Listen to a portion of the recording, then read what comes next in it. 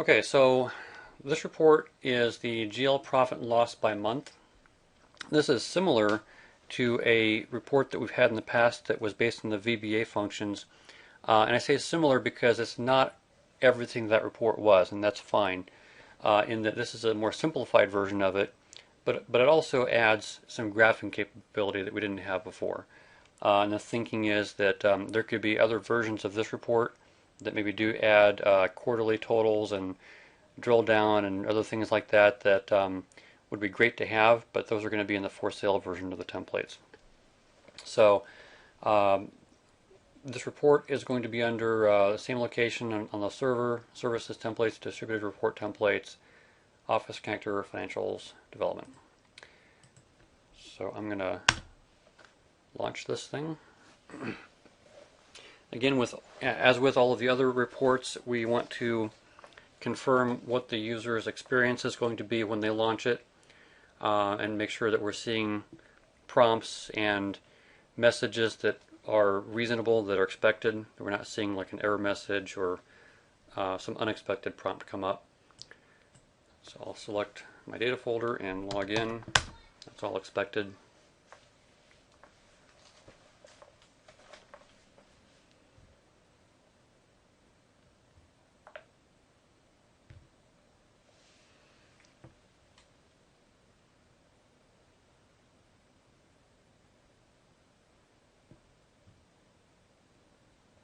Okay. So step one, as with any of these reports, is to read the information sheet. Make sure that it makes sense and that there's nothing misspelled or inaccurate.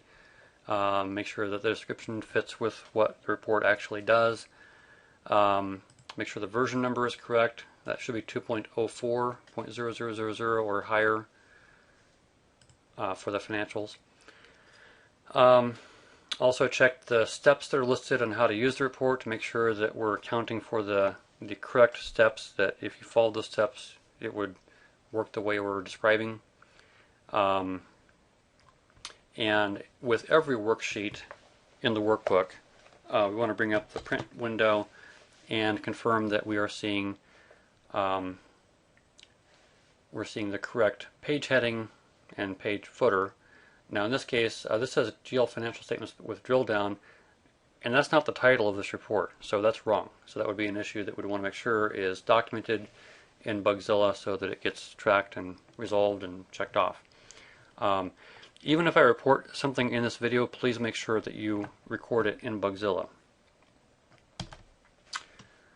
Alright, so going on to the next step, again, we're going to look at this first off from the perspective of a sales demo, of just jumping in here, using the sample of values, because it's easy. That's going to drop in all the values for us, and then click refresh. And so in just a few steps, that way we have a working report. Something that I think all these reports are currently suffering from is that I have to refresh twice. So that would be something that we want to make sure gets documented in Bugzilla so that gets resolved.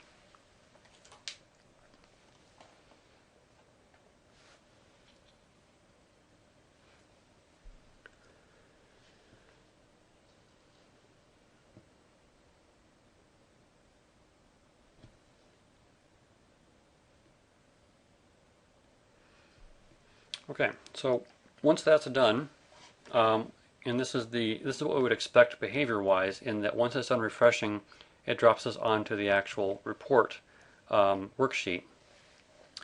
And then in this case, what we're seeing is a column for each fiscal period.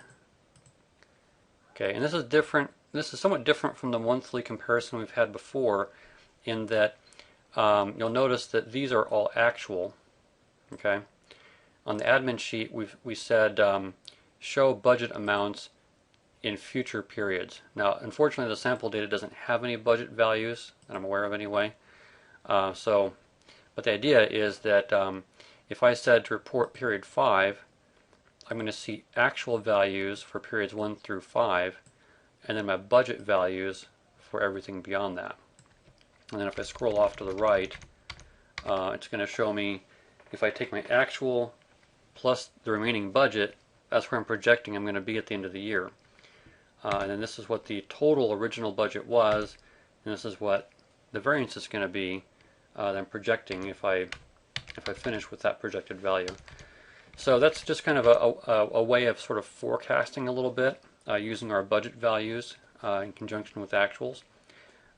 You'll notice that there's this legend right here that says a red dot's going to appear if something's either above budget because it's an expense, or below budget if it's revenue.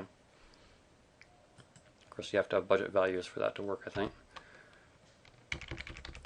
Okay, so that's the main idea behind this report. And again, confirming the data values should be something you can do using the output from Timberline financial statements, which I'll record a separate video on so you know how to do that.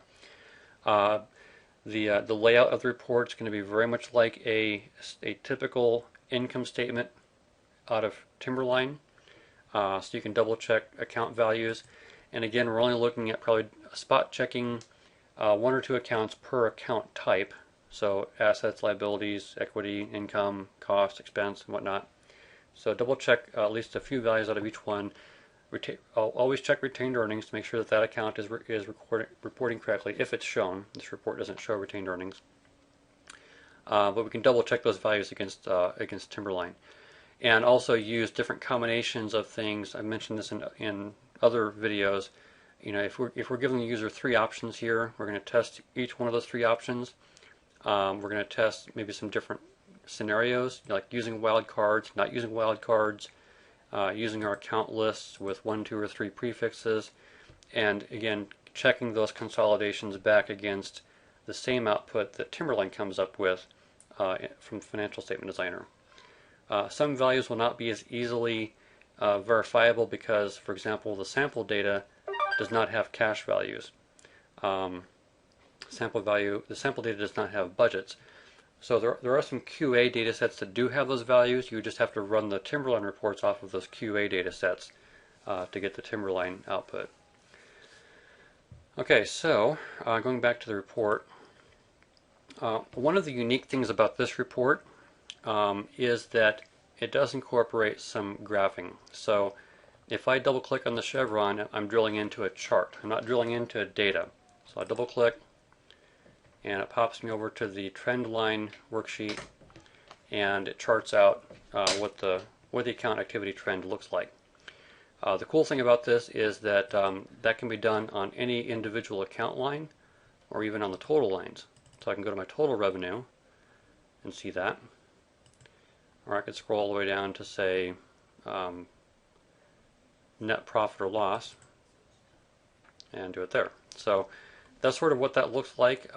Again, in each one of these reports, we're trying to do something outside of what someone would ordinarily be able to do with just the standard reporting tools that are available to them. So we want to make sure that we, of course, test that functionality well during this process. Okay, that is pretty much everything for this report. Again, just like the others that have these functions, save as values and customize, we want to test those, confirm that they actually do what they're supposed to.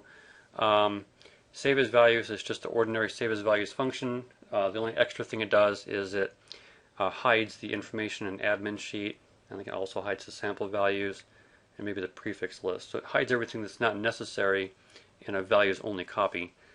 Also, the customize button is when you want to turn the account lists into static lists, so you can then rearrange things and group things or whatever you want to do, but the account values would still be dynamic using the GL financial functions. So that is basically what needs to be tested on this report. Again, anything that you find, we want to make sure it gets documented in Bugzilla.